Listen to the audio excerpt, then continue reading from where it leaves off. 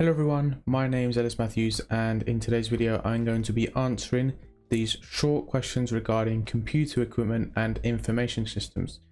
So we start with the first question, which is what is the role of the operating system in a computer system? So essentially the operating system manages hardware resources, provides a user interface and controls program execution, handles file management and ensures system security. So the next question, explain the difference between hardware and software. Give examples of each.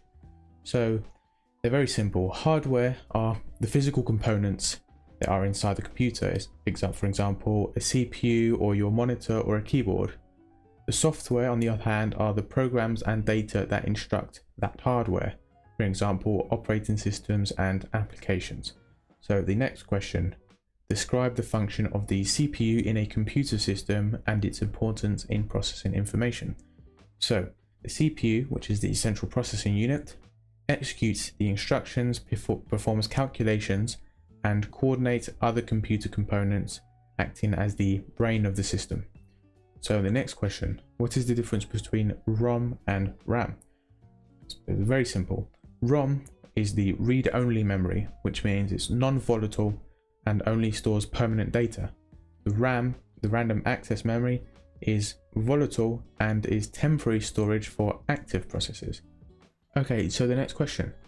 Define firmware and provide an example of how it's used in a modern computer system. So basically the firmware is a software which is embedded in hardware devices, for example the BIOS or the UEFI in motherboards, controlling boot processes and hardware initialization. So the next question is, what are the main functions of an operating system? So they're really simple. Process management, memory management, file system management, device management, user interface provision, and security and access control.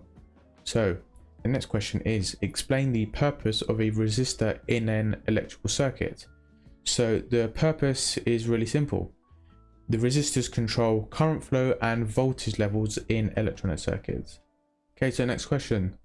What are the three main types of transistors and what are their functions? So the three main types of transistors are bipolar junction transistors, or BJTs for short, which manage current amplification. The next one are field effect transistors, or FETs for short, which manage voltage controlled current flow.